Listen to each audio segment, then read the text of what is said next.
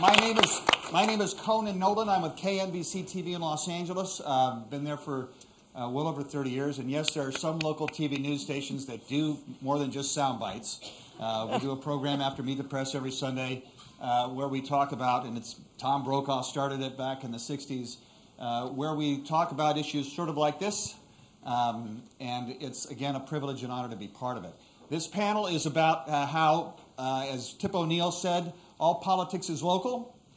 So you can make the argument when it comes to greenhouse gas emissions, CO2 emission, changing the behavior of Americans across the globe. It all starts at the neighborhood. So our panel, to get to them quickly. Carlos Curbelo is a former member of the United States House of Representatives, a Republican from South Florida, 26th District. That's right. That's, I think, the very tip.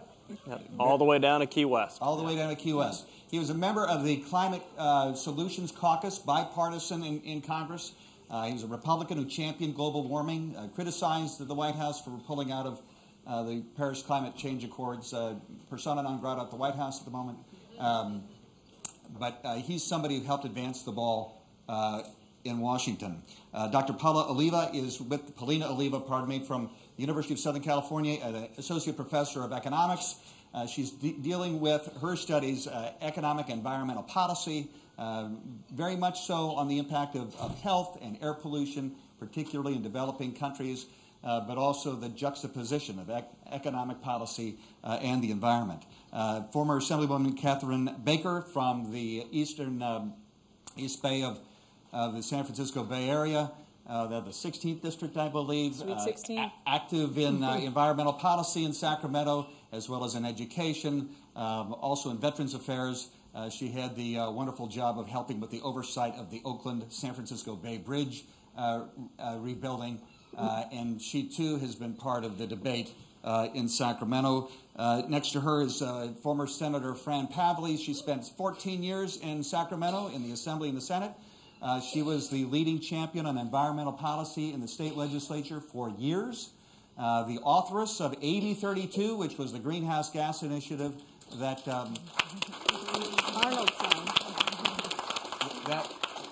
that radically changed policy. I mean, it led the globe when it came to global warming and climate change reduction, which she palled with her good friend, Republican Governor Arnold Schwarzenegger, who she now works for as the head of environmental policy for the Schwarzenegger Institute. And former governor, the Honorable Christine Todd Whitman of the great state of New Jersey, just like California, not easy to govern. 50th governor, the first female governor, and the administrator of the Environmental Protection Agency under George W. Bush. So thank you all very much for coming.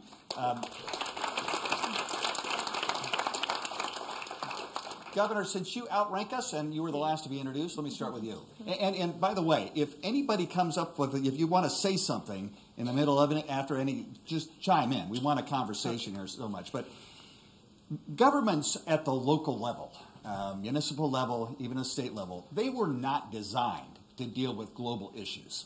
They, in a city, as the mayor pointed out, Mayor Garcetti, it was about potholes, about street services, about garbage collection, making a city run. Now, though, the interiors are emptying out globally. Cities are getting bigger. And then you have this challenge of dealing with human behavior at the neighborhood level. Could you characterize for us how difficult that's going to be and what states and cities are going to have to do to advance the ball in a way that they haven't been asked to do in the past? It's really an extension, frankly, of what cities and states have had to do, which is to respond to the needs of their constituents. And what we're seeing now is on the ground is the real impact of climate change. And certainly the former congressman down there can tell you what it's like in Miami at a king tide when it's a full moon high tide. So they really are the places where you can expect to see the actual decisions being made that can have an immediate impact. Now, they're not going to do as much to control emissions from, say, big industries. That will be more state. The cities aren't going to do that, but that will be the state and the Environmental Protection Agency used to be under the Clean Air Act, which we used to enforce. And we will again at some time in the future, just not right now.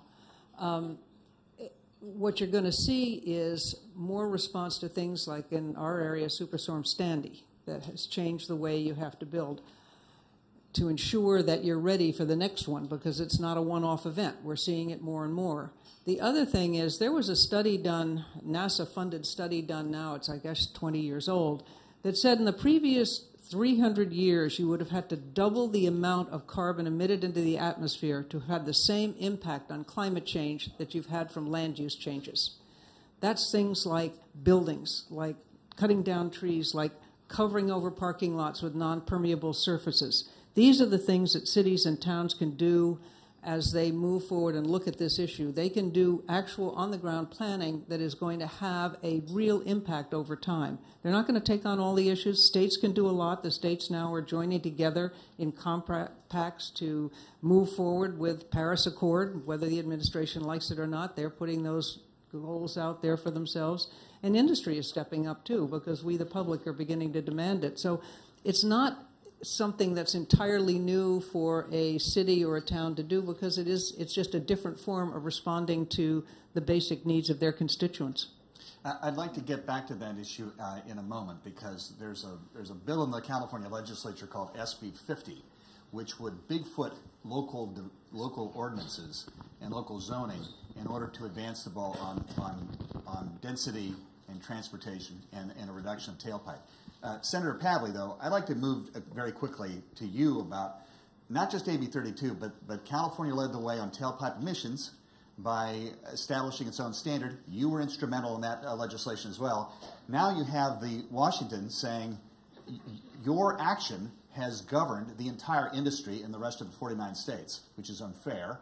So they want a Bigfoot, California's effort at reducing our own CO2 tailpipe emissions. Where do you see that headed? Well, thank you very much for that question. That was my first bill in office in 2001. I thought it was going to be relatively easy. I think the public is solidly behind us on this one. And for those of you who don't know, California is in a very unique place. We have had the ability under the Federal Clean Air Act that passed in 1970 to pass more stringent tailpipe emission standards than the federal government, provided we get a waiver from the Environmental Protection Agency. And why is that? It's because of our smog. And I think Professor Paulina talked about the important link between health impacts, smog, and climate change. So what this bill did was start to regulate the emissions of greenhouse gases from the tailpipe of automobiles, something that had not been done. So it had been done for criteria air pollutants. In fact, California had 40 waivers in a row passed over the time period, all implemented. Other states have two options: adopt our standards or stick with the less stringent federal standards. And the reason why the automobile manufacturers sometimes have issues with this, because they know when California passes a bill relating to cleaning up our cars, so they're less air polluting, protecting public health, it becomes eventually a de facto national standard because of our purchasing power. That's what makes California unique. When you have 40 million Californians and 1 out of every 8 automobiles sold in the U.S. is bought in California, you influence this opinion. So I'm really watching carefully what's going on in Washington, because I think the current administration is absolutely wrong on this. In fact, we have a Supreme Court decision from 2009, I believe it was, or 7, that said that, yes, Environmental Protection Agency, you have the authority under the Federal Clean Air Act to regulate greenhouse gas emissions as well as criteria air pollutants, because they both affect weather and climate. So we've had that decision, the federal court decision. 14 other states now have adopted our regulations. Canada has, and other states are defending California because of the concern of states' rights and states' ability to protect the public health of the citizens we were elected to represent. So I hope that we will move forward. I am very concerned about undoing these kinds of laws that really protect public health, and also the multi-benefits. More fuel-efficient cars save money at the pump. They also reduce greenhouse gas emissions, and we're finding a growing interest in purchasing electric vehicles. And as the price of oil goes up, I think $1.30 a gallon equivalent in gasoline sounds pretty good. All right, your enemy is prices going down. I mean, right now you have a problem with metropolitan transit authorities throughout the state, throughout the country, are not hitting their numbers the way they anticipated. Some believe it's because of cheap oil, which isn't so cheap today, but down the road, the United States exporting as much as it is, it's expected to go down. The price of oil going down, you're suggesting that? If you take into account the real costs of oil, how it's affecting public health and everything, it is a huge expense to people that live here and work here and relating to their public health. I think in the future, what you're going to see, and in fact I know it's coming, there's not going to be gas stations anymore, there's going to be fueling stations. Yes, there's going to be oil as a hopefully transitional fuel, but I know, for example, EVgo, a local fast charging company, is going to be announcing putting fast charging chargers at corporate gas stations. And then maybe you'll also see hydrogen as well. So you're going to see a broader selection of cleaner fuels in the marketplace, and I think the oil companies will gradually get on board. We will eventually get off oil. In California, there is no interest in any area of California to expand offshore oil drilling. Most of our oil that's being drilled, if there's still being drilled in California, is being exported overseas. I think we're making a big shift off natural gas, eventually off oil. That'll be the hardest one because we drive 25 million cars. Assemblywoman Baker, getting to SB 50. The infrastructure for government has traditionally been diffused. You have various levels. That's all by design. One could argue that in dealing with a global problem, that actually gets in the way. There are advantages to it. We heard the mayor of Los Angeles talk about what the city of LA was able to do. However, right now the state is facing a huge problem, not just in housing, but in transportation. And there's a suggestion in Scott Wiener of San Francisco's bill that the state should be able to Bigfoot local government's authority on zoning in order to produce high-density residential near transit lines, cut down on CO2 to increase the affordability of housing, and the neighborhood councils that are able to stop development, which they've been very successful at doing over the past several decades, there needs to be a state approach to that. What's your assessment of that? There does need to be a partnership between states and the cities. We have a housing shortage. I'm familiar with Senator Wiener's bill, coming from the Bay Area, and also representing a district that had a flavor for not only housing supply growing exponentially, but also a transit center. The district that I represented in the East Bay had 5 BART stations. It's a Bay Area Rapid Transit. Many of those stations had parking lots that are full by 7 in the morning, and constituents who wanted to take transit instead of being on our very heavy roads in the Bay Area couldn't because they didn't have better ways to get there, to park, and otherwise. And the precursor to SB 50 was a bill last year, 2923, which was to take away from local governments, the local cities, their control over the land near transit centers and give it to the transit agency. Putting a transit agency in charge of housing policy is a bad idea. Let folks who do housing policy and do have the experience of how to design housing in their communities keep that, but with incentives and rewards from the state. I'm not a fan of SB 50, and I don't know if I'm going to be in the minority on this issue. I'm used to that in California as a Republican. But I will say a couple of flaws that it's going to need to address, and they're very, very real. The first is that housing is the most very intimate and experienced of any policy in a local area that someone has. It's your neighborhood. You're the ones at the local level where you're dealing with the traffic, the effect on schools, the effect on roads, and if you feel that someone from the state is telling you you're going to get this project with or without your input, regardless of those impacts, you are not going to buy into that housing project. You're going to oppose it, and you're probably going to try to elect a city council that's going to be anti-development in the future. I've seen it. I represented the town that was one of the fastest growing towns in California, Dublin. It nearly doubled its size in about 15 years. So that's the first part, is you have to understand that housing is where people experience it the most. Secondly, this idea that the state can take this responsibility and do a better job just by mandating or taking the authority away from cities is very incomplete. Remember that we had an economy that went south 10 years ago. We have a lot of housing to catch up for. In addition to that, there's a lot of state rules that no matter how much you're going to take away authority of local governments to have input on their housing, there are state rules that the state could be focusing on. CEQA reform. Now, Republicans tend to think that's the solution to our housing shortage in California. If we just reform CEQA, that would be the California Environmental Quality Act. Which makes every single building, every road you drive on, every development that you have take longer to build and cost much more. Because of the way the statute is abused. It's a great statute, about 45 years old. It's to, we have an impact as Californians on our environment. When we build and develop, we should mitigate that impact and be good stewards of our environment. It's completely abused in litigation and extraction of benefits. So you need to reform that statute. That's something at the state level that you can do. If you just take local decision-making away from our local governments, don't change this, you have a very incomplete solution. And finally, because you do want buy-in from your community, you really have to look at how you can craft better policy that's specific to each community.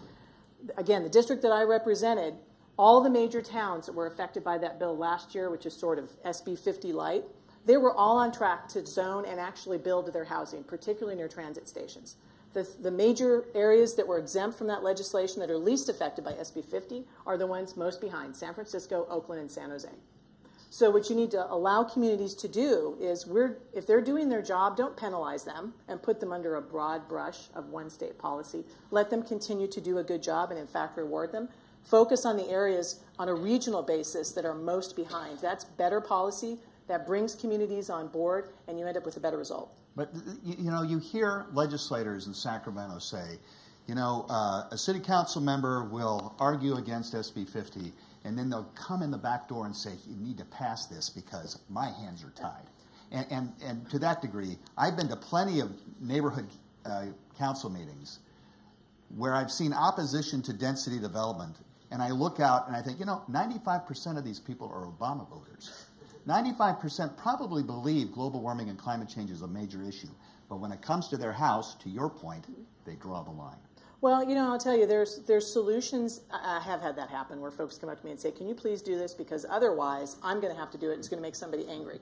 I heard that from a school board member last year on a bill for the state to set when your school can start, so that every state had the same school calendar, at least when you can start. Because the school board member said, because then I'm going to have to deal with the parents. I'm going to have to deal with the people angry if I set the school time earlier.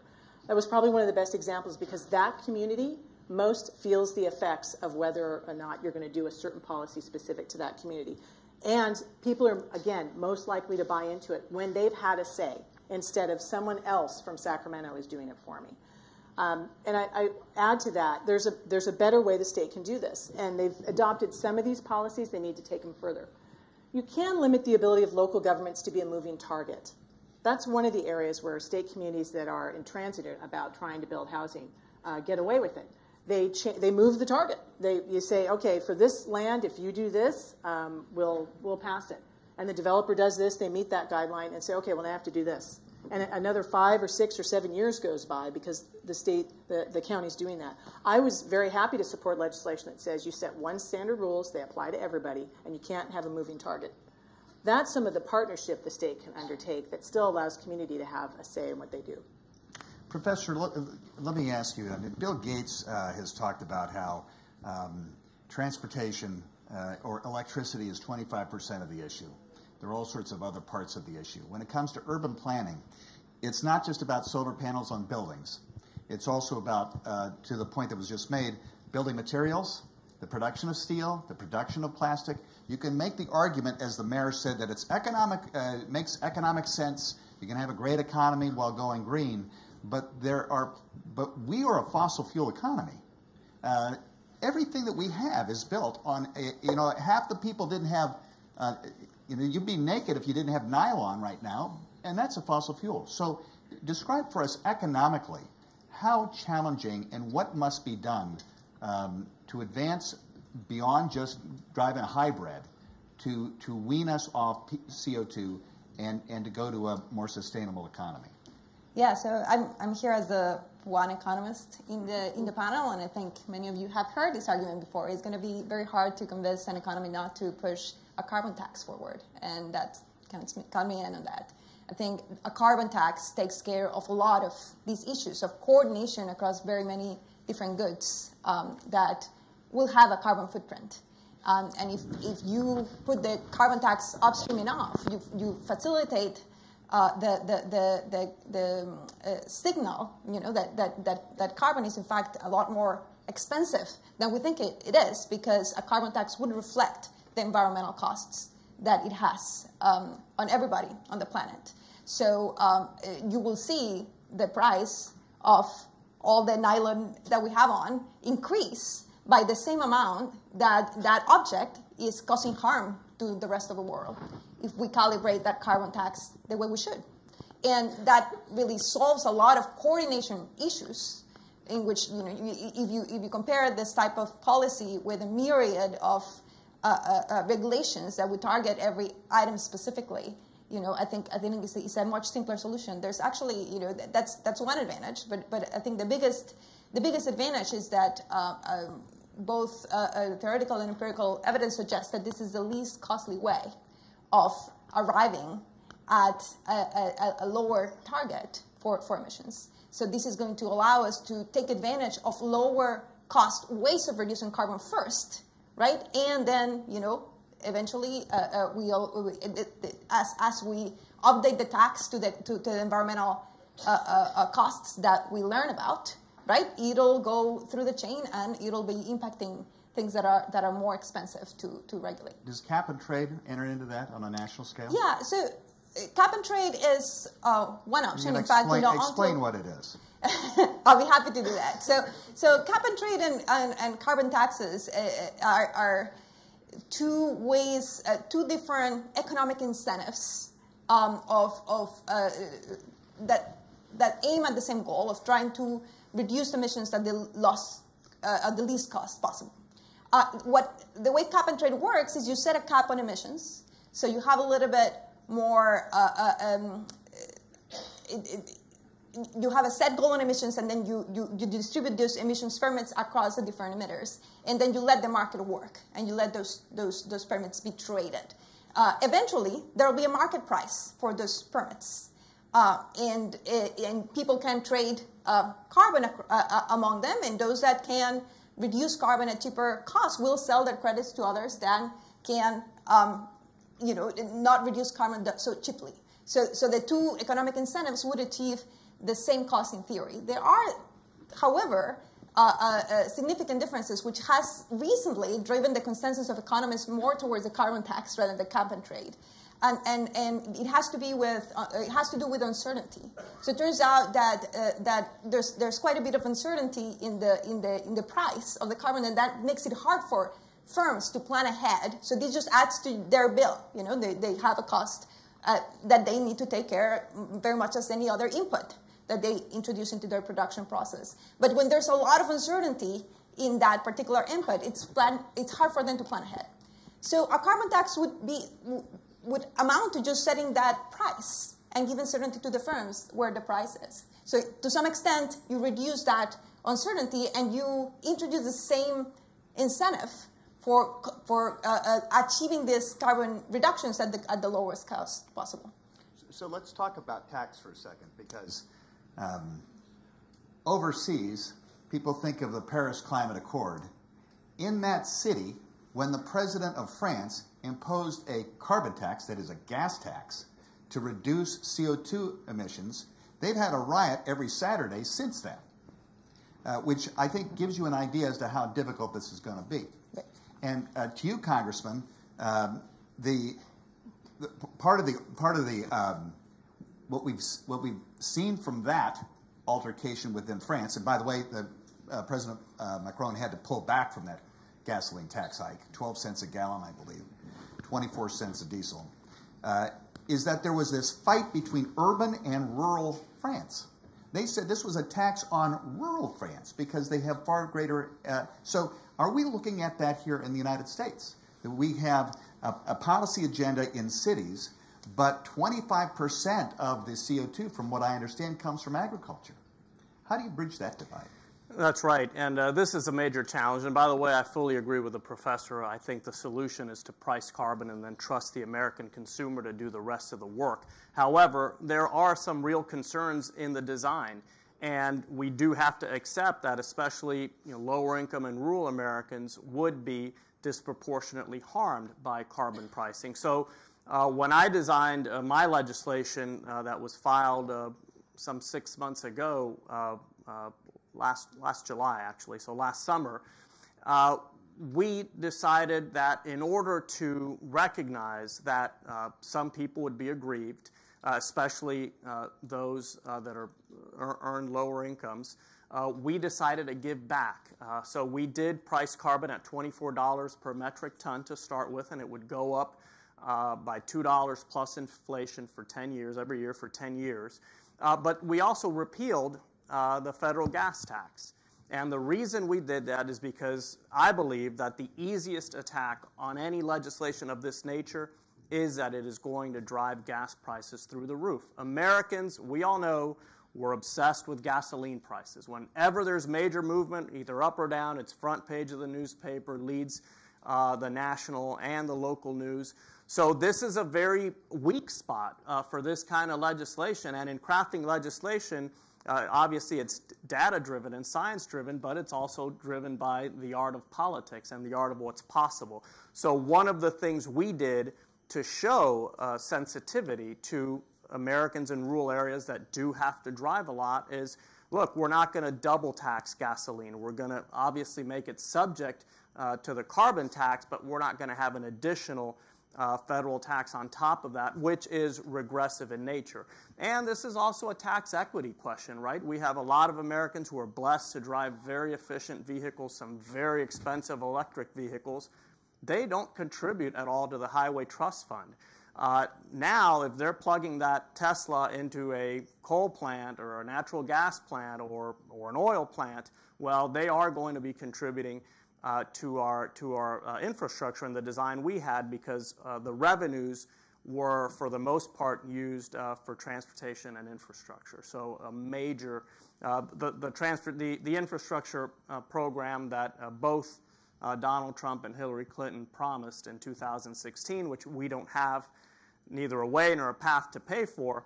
That's the solution that we proffered. And to specifically address these disparities, we had the repeal of the gasoline tax, the repeal of the jet fuel excise tax, and a small dividend program for the lowest quintile of income earners. What kind of support did you get within your caucus? Well, let me tell you, it was the first carbon pricing legislation filed by a Republican in a decade. Congressman Inglis had done a previous iteration of a carbon pricing bill. And I was surprised that two other Republicans were willing to sign their names to it. So it's the first Republican initiative in a decade that was filed and introduced. And I will tell you, given the design, given the repeal of other taxes, there were a lot of Republicans who, although unwilling to put their names on it, did have a lot of positive things to say. And by the way, now that we're on this topic, I mean, what an exciting time for those of us who care about this issue. When I left Congress just a few weeks ago, the discussion was still mainly, even though we did a lot to change it, but it was still mainly over those who wanted to address climate change and those who, at best, wanted to ignore it. Today, we have a growing number of Republicans on the record saying, this is a real challenge. The discussion should be about the solutions. And that is light years away from where we were just a few months ago. And I truly believe that a political window for meaningful, durable, bipartisan action is approaching. And I think we all have to be prepared to pursue the opportunities that will arise. Yes, if I could chime in on that one, because there's a good, that is good to hear.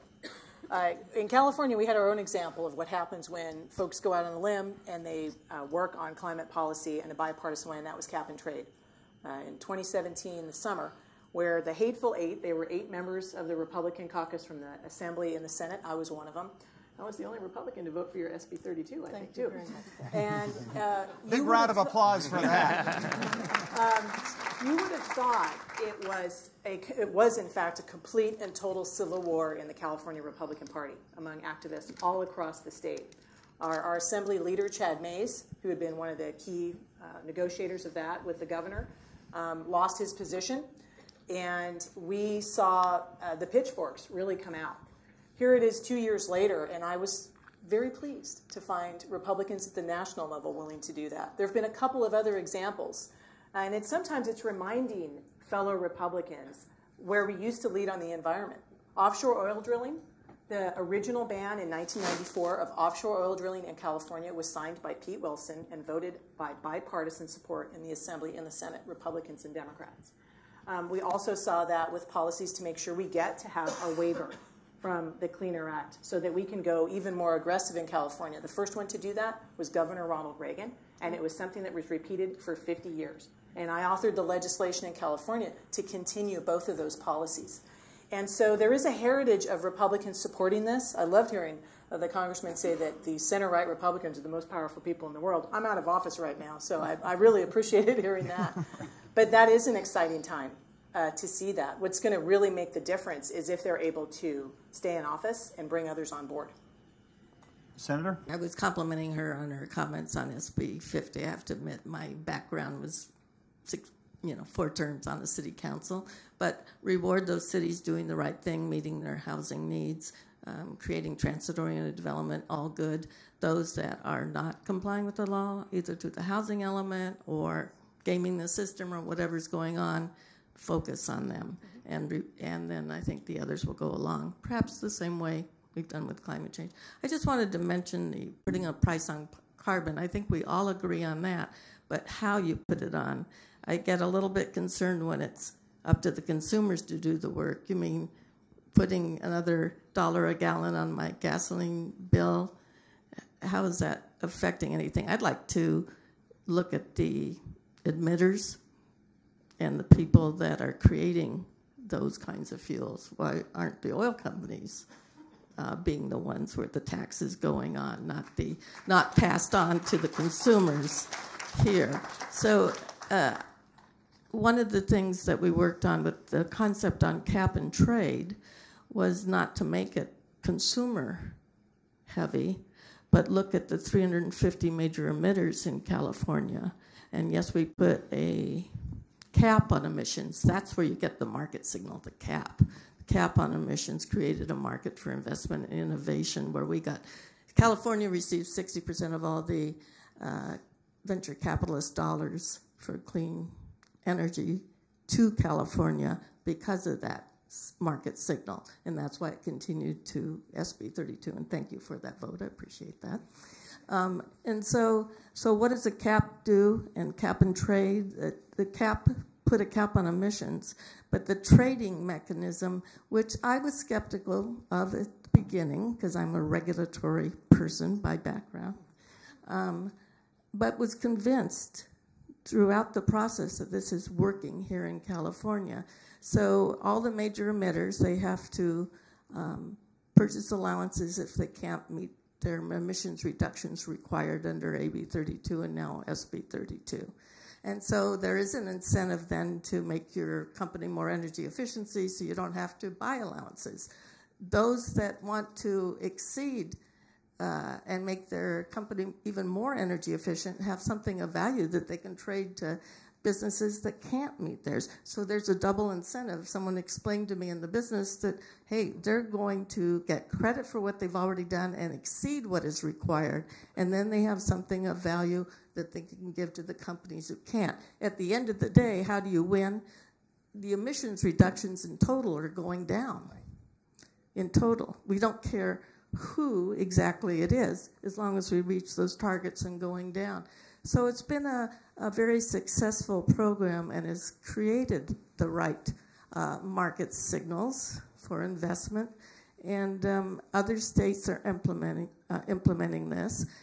Another option that the state of Oregon is voting on probably this week or next week that we're involved with in the Schwarzenegger Institute. Arnold's doing videos for Oregon. It's quite entertaining.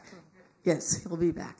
Quite entertaining. Is they're doing a cap and invest program where they put a cap on emissions, but instead of investing dollars, even though some goes to offset costs for lower income residents and small businesses, most of the investment dollars are going to things like energy efficiency and multi-dwelling units, and the list goes on and on. So direct investment in emission reduction programs throughout Oregon. So they would be probably part of the Western Climate Initiative as well. So there's all different kinds of policies out there, but the devil's in the details. And at the end of the day, what matters most, in my opinion, is getting those emissions reductions and also creating a market for investment in innovation and clean energy.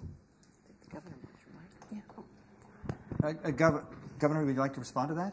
Well, I was just going to add a little bit. I'm not as familiar with the Congressman's bill as with the Baker-Schultz proposal on carbon tax, but I mean, both ways are ways of dealing with this issue, but the carbon tax that they were proposing is one that goes at industry. Now, you can't be naive and assume that they're not going to pass it on down to us, and that's where you have to do the give back. That's where you eliminate some other taxes, which is part of that proposal as well. So there are many different ways of doing this. The problem that you have, it's a little more difficult on the cap and trade, and we saw in Europe what happened in England where they oversold the credits and the whole thing didn't work, and that's left people kind of bemused. But I wanted to also say there were just two other quick things. One, when you were talking about this being a Republican issue, most people don't realize it was Ronald Reagan who put climate change on the National Security Council agenda. He was the first one. He said, I'm not convinced necessarily that this is human caused, but this is an issue, and we need to be looking at it because it is a national security issue, which it is. And the other thing in the premise of the question way back was kind of you can't have a clean and green environment and a healthy and growing and thriving economy. They're more up-to-date numbers, but from 1985 to 1990, we saw our population grow by over 24%. Our energy usage increased over 35%. Our real GDP doubled, almost doubled, and we saw a 67% reduction in the 6 criteria pollutants, air pollutants. So we had more people using more energy, growing our economy, and reducing pollution.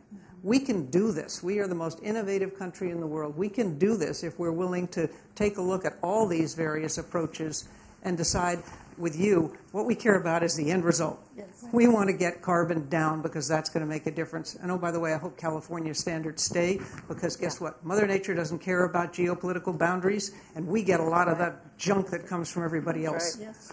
Right. We hope the carbon stays too. But let me have you pick up on that for a moment, Governor, because I wanted to.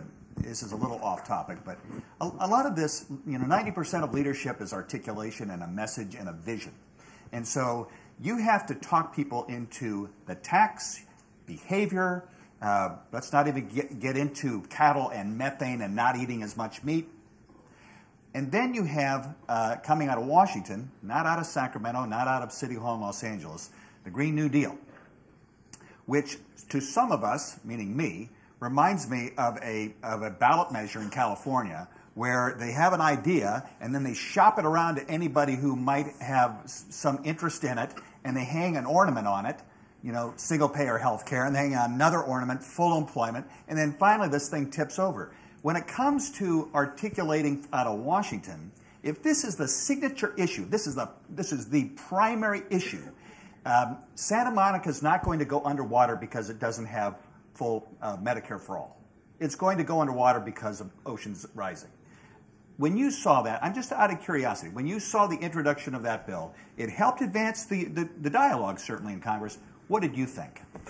Well, I was disappointed because it was both a good thing and a bad thing. It did raise the issue, and it made it part of the everyday conversation. There's no getting around it. This is going to be the first election, presidential election, that I can ever remember where environment is actually going to be an issue talked about throughout the campaign.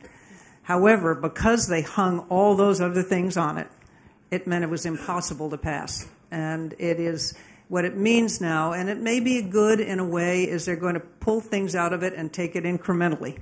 And that's what you can hope for, that they'll take it incrementally, because a big bill like that, where you have health care, where you have everything in it you could ever want, which we'd all love to have, but then at the end of the day we have to figure out how to pay for it, confuse the issue, it muddies the water. It's a little bit like I say that an inconvenient truth did both a good thing and a bad thing. It raised the level of climate change, the issue of climate change, where people had not considered it at all before. But because of that hockey stick graph, without having the delineators on either side, it made it sound like the world was going to end tomorrow. And when it didn't, it gave the naysayers an ability to say, well, see, this is all just made up. It's all scary. They're trying to scare us and getting us to spend money to do things that aren't really a problem. And so we've got to be a little careful about that, and I think that's where there was an overreach in the new Green New Deal. But it is new Green Deal. But it does mean that this issue is going to be an issue in this upcoming presidential campaign, I believe. One of the things... Go ahead. Well, just briefly, I think the net effect of the introduction of the Green New Deal is going to be positive. Obviously, that's not going to become policy. It's not even a bill. It's a broad economic vision with climate policy kind of as an accessory. But I think that the dynamics that it's created are actually positive for those of us who do want to see federal action. Number one, it gives Republicans something to oppose. And if you know Republicans, they must always have something to oppose. They're not satisfied until they do. So Republicans are bashing and hitting the Green New Deal for its obvious flaws. However, because of the changing environment, because the media is doing a better job of covering this story, this reality, those Republicans can't just say, well, we're against that and it's horrible, because the next question is, what are you for? So in that sense, I think that the Green New Deal, as the governor said, has elevated the issue where everyone has to have a position on this now, where a lot of Republicans, most of them, who do accept the science and understand the challenge politically, just wanted to ignore this issue. Now they're not able to do so anymore. And that's why I truly believe that we are going to have a window for a broad federal solution, which we need. All of these initiatives at the state and local level are wonderful, but what we really need on climate is a global policy, and that means that the United States has to have a national policy. And we don't have to sign any more agreements or treaties if we don't want to, because if we price carbon the way some of us have proposed here, through a border adjustment tax, we can kind of compel the rest of the world to follow, and then we will finally have a global policy for climate, at least for the developed world, which is where most of the emissions come from. Can I just follow up on both the governor's comment and your comment, that I think that the Green New Deal raises two important issues that are going to have to be dealt in parallel. One is the need to reduce carbon emissions, and the second one is that there's going to be equity consequences of that.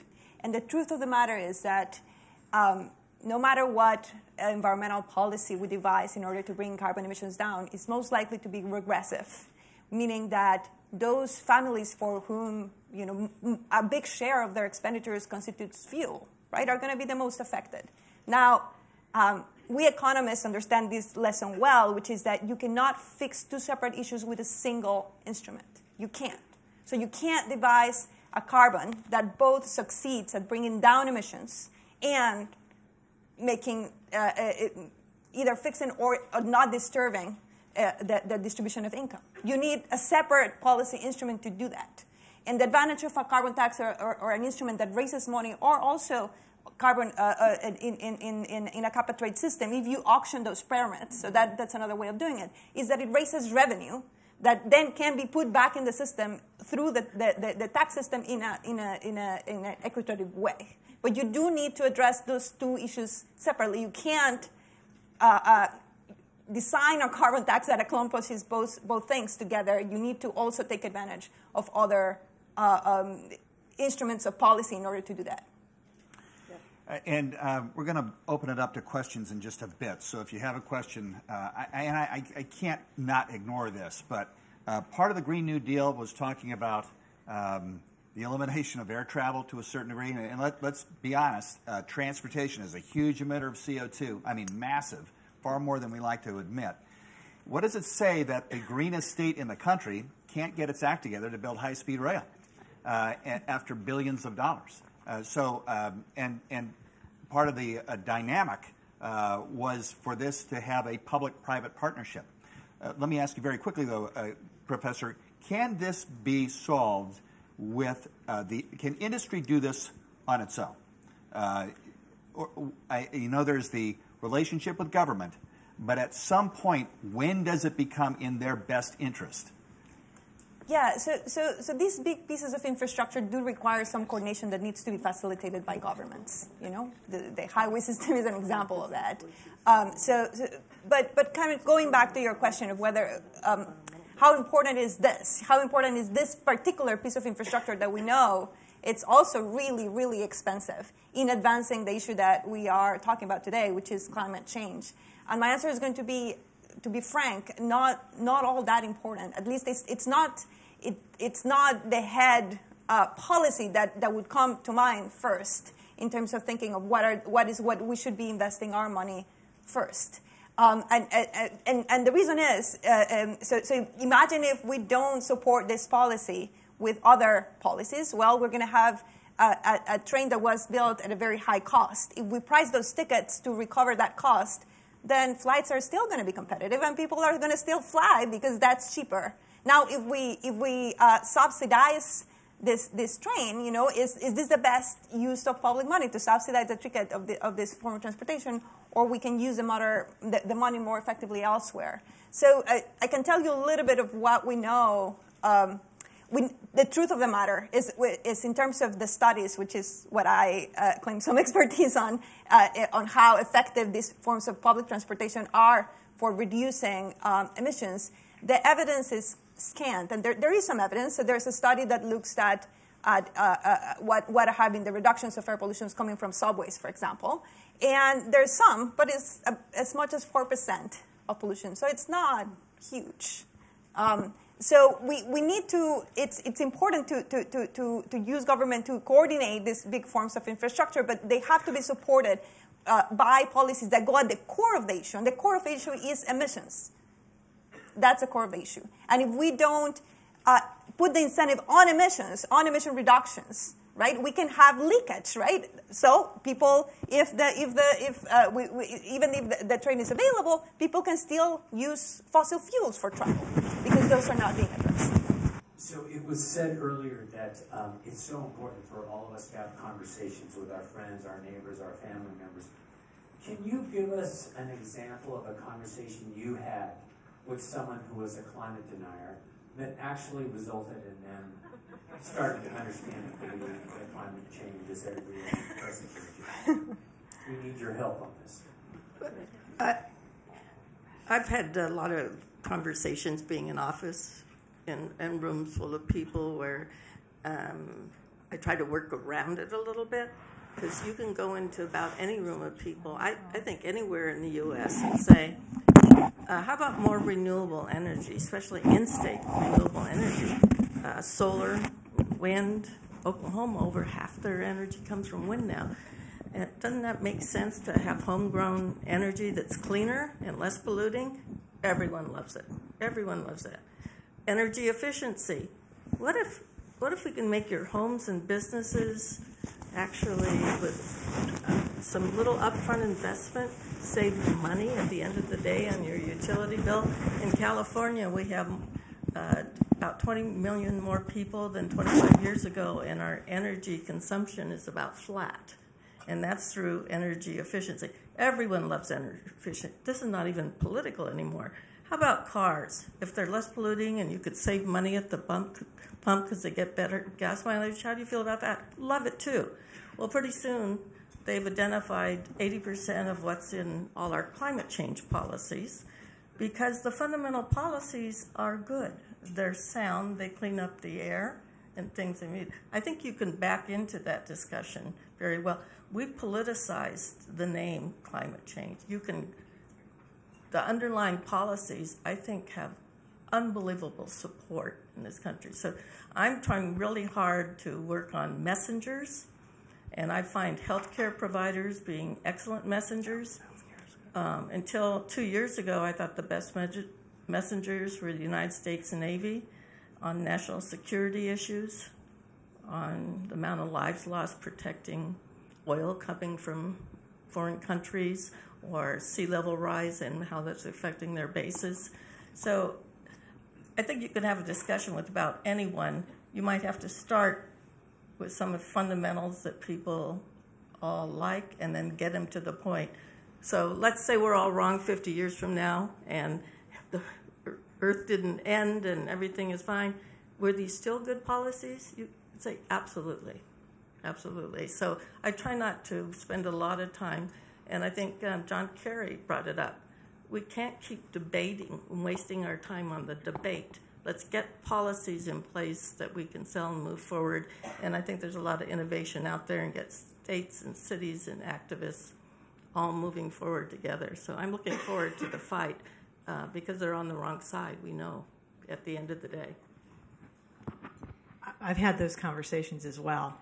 And kind of two quick anecdotes or examples of it. First is, and I've been in town halls, and typically with a member of the other party in town halls, so bipartisan town halls, we'd fill up a town hall of 800 people who want to come and see a Democrat and Republican on the stage together, not, strangling each other. And at that same setting, there would be folks who would say, it's a hoax. And they're not so much doing it necessarily because of what you hear at the national. They may do it because of, as the governor mentioned, if you're going to oversell your policy and it's not credible, people are going to use that as gee, you said this was going to happen and it didn't. So what I focus on instead is I would say, look, I remember when I was growing up in the desert area of California, and I'd see when Los Angeles would have their smog days, you're not supposed to go outside the whole summer long. We weren't talking about climate change and global warming then, but we cared that our air was dirty. And there are pollutants, and we want to fix that. And so that's what I focus on, is what the common shared value is on that. And the second one is you really do have to go and be very labor-intensive about listening. You may say they're wrong in policies, but they care. They're the ones, everyone's going to be paying for what's going to happen. There's no alternative out there that's free, that isn't going to cost. And for many people, it's the cost is now as opposed to decades later seeing the reward, kind of like you can plant the trees now, but you're not going to see the reduction in emissions until later. So what I had to do when cap and trade passed, and the Civil War was happening in our party, there was only one region in the state that didn't call on our leader of our party to step down, and it was the Bay Area. And I went around to every single Republican club I could find. I did every town hall I possibly could and listened, and then said, this is where it's happening. It's labor intensive. I think it's more honest, but that's the one region in the state that didn't bring out the pitchforks quite as much. So maybe those are two examples. Thank you. I think a number of us are chomping at the bit to mention HR 763, the Climate Solutions, the Energy Innovation and Carbon Dividend Act. You're talking about a carbon, pricing carbon. This bill is in Congress now, and it would, so I hope you'll write it down, everybody who's here.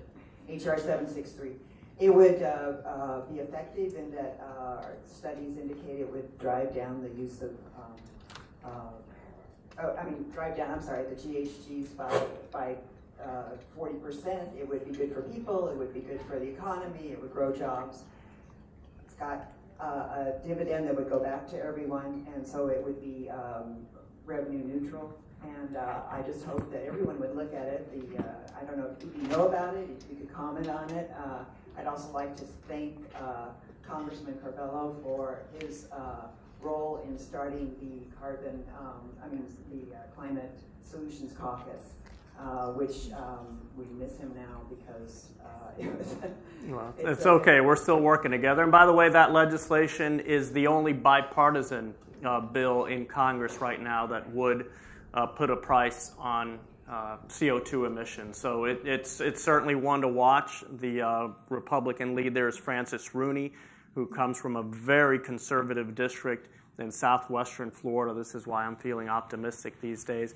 Just yesterday, Matt Gaetz, who a lot of people see on TV, he's one of the president's biggest supporters, he filed a resolution acknowledging climate change as a real threat that must be addressed and calling on calling for investments in innovation and technology that will help us address it. So again, the bill that she mentioned is just another example of how we're moving in the right direction. We just all have to engage to accelerate that movement. So I assume that has industry support?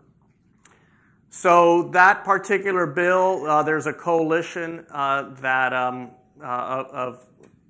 American companies that are supportive of that concept. I don't know if they're backing that specific bill, but probably most of you here know that companies like ExxonMobil and ConocoPhillips are already on the record supporting carbon pricing, and through the Climate Leadership Council, they are working on legislation as well, which is aimed to be bipartisan and in many ways is a carbon and dividend approach like the bill that's been introduced in the House. So we're just in a far better place than we were just a few weeks ago, and certainly than we were just 3 or 4 years ago.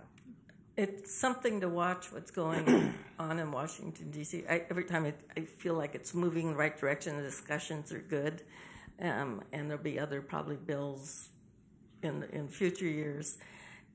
The challenge is, and there's all sorts of rumors like, oh, to get those last 3-4 votes, what you need to do then is get rid of California's ability under the Federal Clean Air Act, or any state, to pass their own more emissions stronger ability, and it'll just be the federal government. There's a lot of poison pills where people might make trade-offs, so just be wary of the details and amendments that go through the system that come so quickly sometimes in non-related positions that you don't realize you're sort of undoing so much that has been done and weakening the ability of states to move forward when the federal government won't. That's a real concern, but I will say that if we can get a federal solution, it will probably be worth some states having to give up some of their own policies, because remember, a federal solution is a global solution, which is the only way we actually address this meaningfully. Any questions over here? I'm sorry I've ignored you because I've been turning this. Yes, go ahead. Thank you all for your time. Yeah, thank you all for your time today. I had one question, which is that obviously policy change is extremely necessary and vital to fixing this issue. But beyond placing a tax on carbon and hoping that the market restructures itself and industries across the country restructure themselves to work in eco-friendly ways and limit themselves beyond what is legally necessary, how else can government support industry change beyond placing the burden on consumers and lower income families? Well, the good news is a lot of companies are doing this already. A lot of companies have determined, actually this is working, they snuck me a new one, or no, they made this one work. A lot of companies have already decided that this is in their best interest, because guess what? If you use less power, if you use less water, you're saving money. It gives you a competitive advantage, and you're able to distinguish yourself from some of the others in your field. But also, and interestingly enough, it's not government, it's us. One of the things that companies are finding more and more as they engage with the millennials for their next generation of employees is when these people come in, they're saying to them, what are you doing for carbon emissions reduction? What are you doing on water reduction? What's your commitment to the environment? This is really having an impact on the people that they hire and how they look at what their next workforce is going to be. It comes back to us. I mean, if we tell our representatives in Congress that this is what we want, this is a major issue, and we want to hear how you want to solve it, how you want to prepare us for what's happening, understanding we're never going to stop climate change, but we can certainly slow it down because we're speeding it up. It is a natural phenomenon to an extent, so we have to recognize that. But we can make a difference, and things are going to change, and we better be prepared for them. If we keep putting that pressure on, they will respond. They have to respond because we're their constituents. But business is already doing this, and to a large degree. And in fact, when we dropped out of the Kyoto Protocol, way back when, we were already doing more to reduce emissions than any of the other developed countries. And we were doing it through voluntary programs. We just didn't talk about it because they were voluntary. And then the way we dropped out of it was kind of in your face to the rest of the world as far as carbon putting a cap on carbon, which was unfortunate in the way we did it. But we can do this, and we are doing this, and that's the good news side of it. So it doesn't always have to be government providing the incentive for business, although you can, and I'm not sure that's government, if we ever get off this quarterly reporting and the fiduciary responsibility to keep showing that you're doing better per quarter and allow companies to really think long-term, 4 or 5 years, we'll see more progress, I believe. We'll see more progress in making the kinds of investments that may not return capital on investment right away. It may take you longer to amortize, but you're going to be there, and you're making the kinds of decisions that are right for the country as a whole. But really, it comes back to us. We're the ones that can make the difference, the final difference.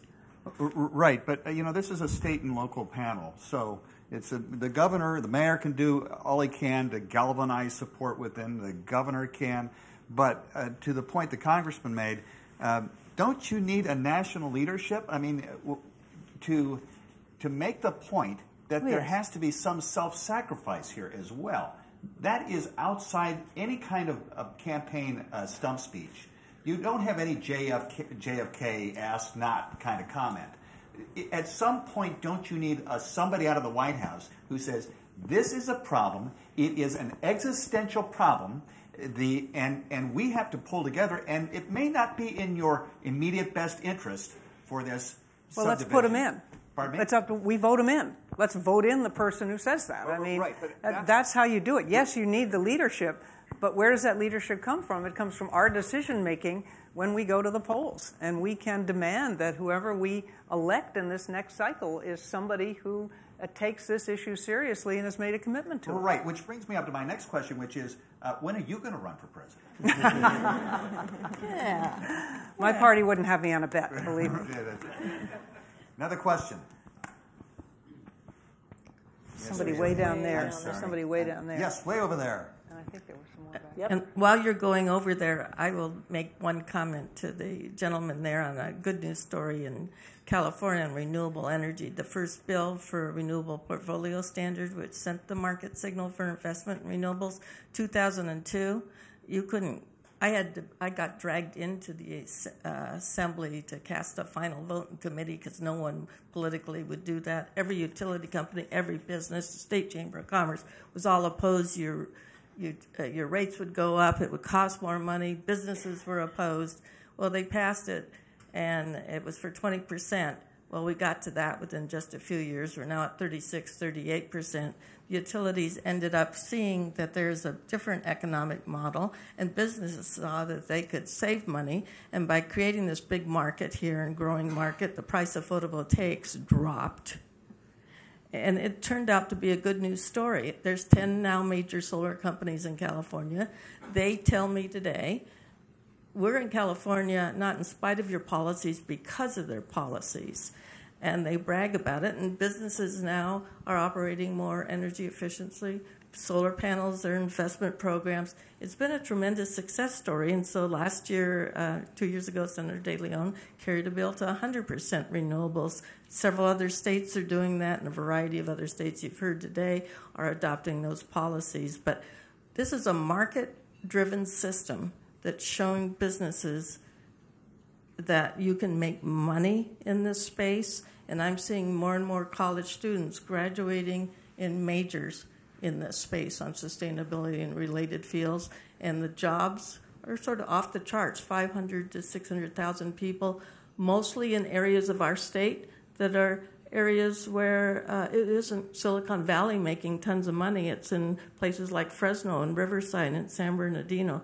That's where these companies are going. So we see a real success story and a win-win on this. We have a microphone here. Go ahead.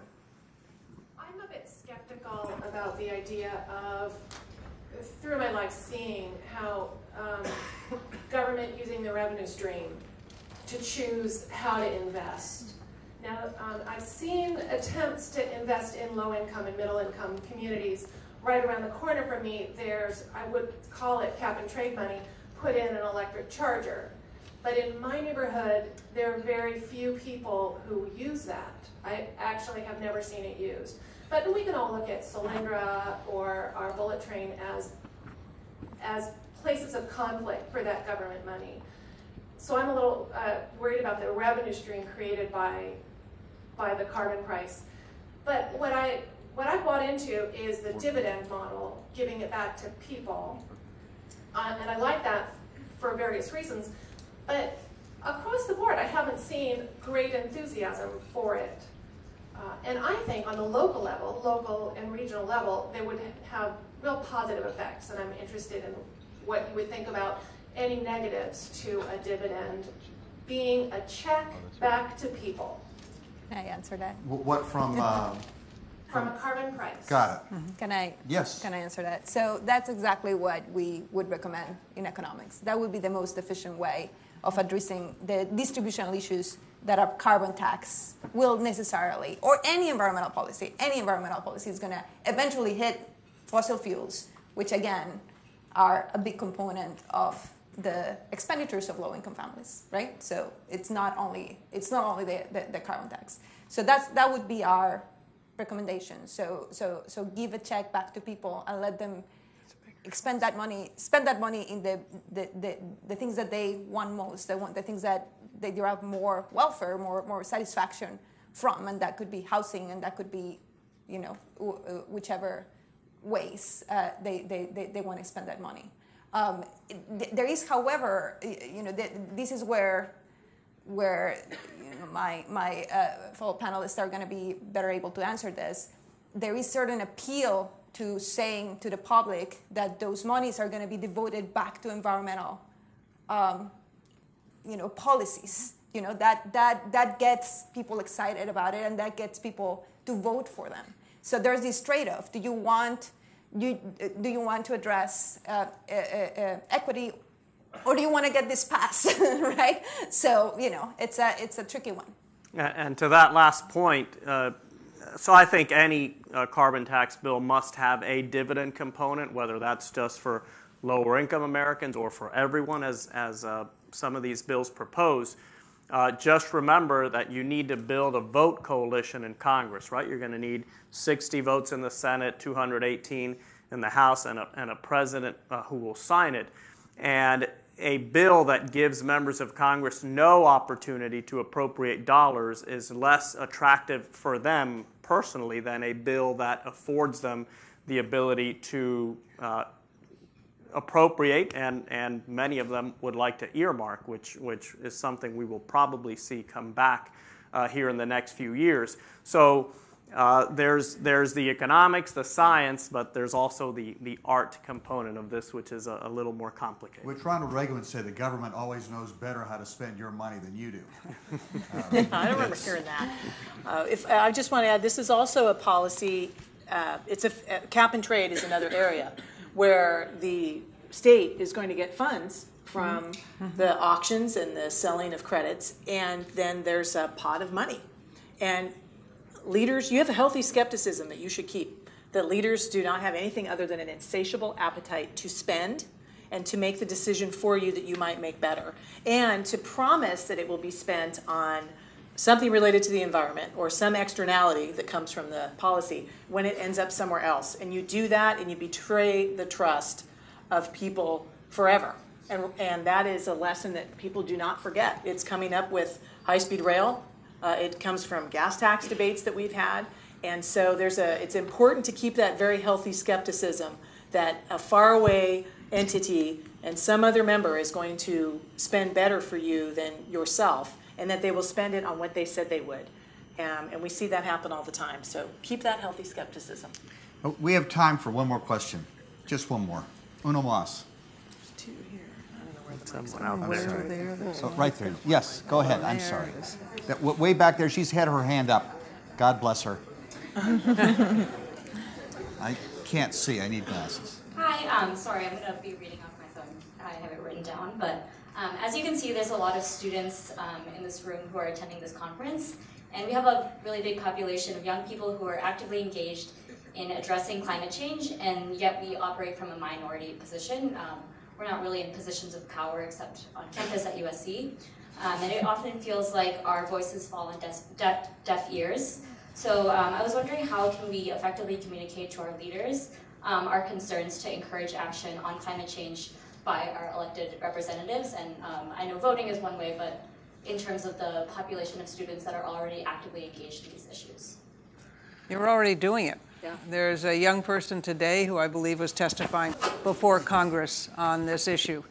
And it was young people who did the Stage the Walkout 2 Fridays ago, I believe. Young students, high school students, saying climate change is a real issue, we want you to address it. You are already being heard, and you're never too young to be heard and to make an impact and make a difference, because those elected officials do listen. Your parents listen, believe it or not, occasionally. About as much as you listen to them, maybe a little more. You have an influence, but right now you're seeing it more. You're seeing kids start to get together in schools and college campuses. As you're saying, it happens here, it's happening across the country. And when they start to get in touch with local legislators, when they go to their local newspapers, when they go to local radio stations, which are often, the local ones trying to figure out what are they going to talk about next week. And then when they get young people on who can be articulate on this issue, they'll take them. And that has an impact. But as I said, you had a worldwide, actually, walkout on 2 Fridays ago over climate change. And now you have one of the young people who was involved in that who's testifying before Congress on the issue. So you're being heard. It's a question of understanding that you can be heard and it's worth the effort that you're making, and using every kind of outlet that you can find to talk to people about the issue and the importance of it to your future, to all of our future. It is a... I was going to just, if I may, do we have... That's a great question, because I think everyone's asking the same thing in different ways. Just locally, though, USC is contemplating moving forward with the sustainability plan. Let's do that. We can start that locally. Then by campus, go challenge each other. You guys, the younger generation with social media and everything, that's why there was such a big voter turnout. People were lined up because you're engaging each other in this. So start locally, but then expand into college campuses everywhere. The first Earth Day was 50 years ago next year. Every college campus was alive with students, and we didn't even have the vote back then. I was sort of part of that messaging, but it was really important. This generation, of course, is going to own this issue, and that collective responsibility of doing what you can locally, yes, at home and at campus, and then spread it to other campuses.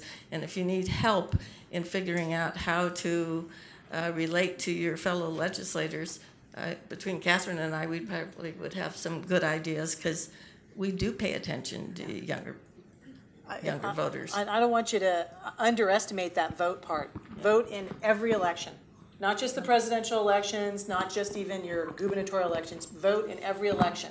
Primaries. And if you can get to know the legislator's local office staff, go in and ask for a meeting. Meet with your legislator. They should meet with you if they're doing their job. Sometimes the scheduling can be a little tricky, but go in and do that and show up at their town halls and their programs. I heard about, or most engaged with constituents on SB 100, which was to set very aggressive goals.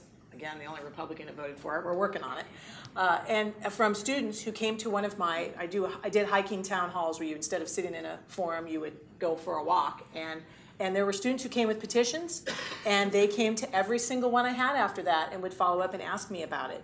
And I remembered those students when I was the only Republican to vote for it. So get to know in a one-on-one as best you possibly can. There's a face, they'll see yours, and be present that way, but always vote. Don't throw that aside and vote in every single election. It's a participatory democracy. It works if you participate. Your question was participation. Your involvement in this conference is participation. RFK said, pebble in a pond and the ripple knocks down the barriers of the greatest autocrats. Don't underestimate your influence over the table you're at, the building you're in, and the college campus you are, and the Assembly and Senate district you're in.